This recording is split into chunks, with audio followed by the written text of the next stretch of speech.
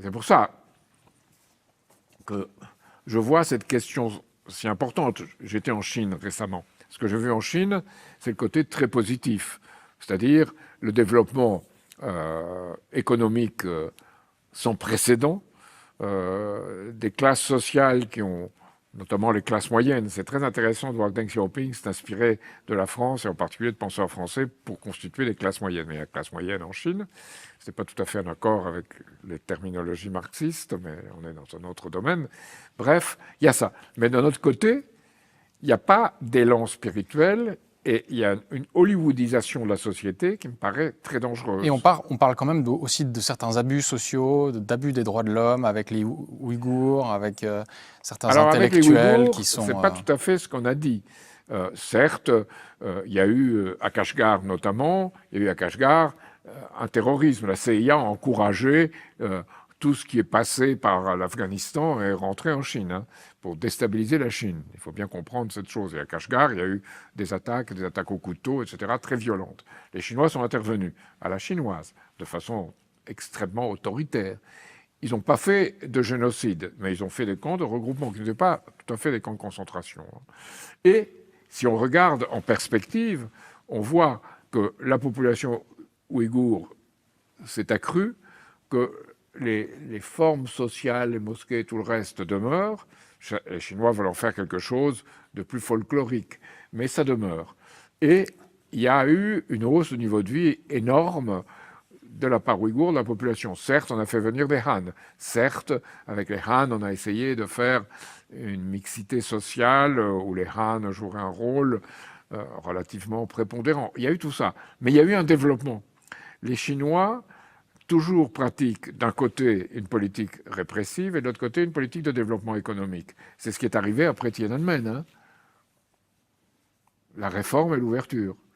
Donc, il faut comprendre, en termes de l'histoire nationale, des choses qu'on ne peut pas séparer. Et pour la Chine, rester quelque chose d'uni, d'unifié, c'est absolument fondamental. Donc, évidemment qu'il ne s'agit pas d'importer en Europe ce que font les Chinois, bien sûr que non. Eux ne veulent pas d'ailleurs. Ils pensent qu'ils gèrent leurs propres affaires, voilà. Mais nous devons penser à comment faire mieux dans le domaine où ils ont fait très bien. C'est-à-dire, il y a un domaine qu'on ignore, c'est que les autorités sont très à l'écoute du peuple et essayent de voir ses tendances, ce qu'il pense et comment il opère. Or, en France, malheureusement, beaucoup plus qu'en Suisse. La Suisse, c'est différent. Mais qu'en France, on a des classes dominantes qui, depuis longtemps, depuis le règne de Louis XIV en particulier, à travers la Révolution jusqu'à aujourd'hui, des classes dominantes qui, soit par la cour, soit par les diplômes, soit par la puissance financière, se sont séparées du peuple. Et comme depuis la Révolution, beaucoup d'entre elles venaient du peuple, elles étaient d'autant plus dans la tentative de faire oublier qu'elles en venaient. Donc, elles étaient en place avec une sorte, je dirais, de dédain pour le peuple, qu'on voit d'ailleurs dans la façon... C'est ce qui a permis, en se proclamant soi-disant à l'écoute du peuple, de voir le Rassemblement national monter, ce qui permettait au Parti communiste de monter aussi. C'est les mêmes raisons, curieusement, dans des moments différents de l'histoire. Au moment où ça penchait à gauche, maintenant ça penche à droite, et ça va de cette façon. Mais je pense que c'est faux de dire ça pense à gauche, ça pense à droite. Ce qui est vrai, c'est de dire que dans les deux cas, pour des raisons différentes dans l'histoire, ça s'éloigne d'une conception optimiste, et je ne sais pas optimiste, je préfère le mot d'espérance, sur l'être humain, qui doit être la fibre de toute la société.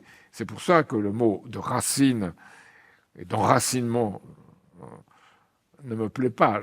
Il y a certes besoin d'avoir une culture, d'avoir une histoire, d'avoir une langue, mais c'est la façon dont elle peut être source pour le reste de la société, je préfère le mot source au mot racine, pour le monde.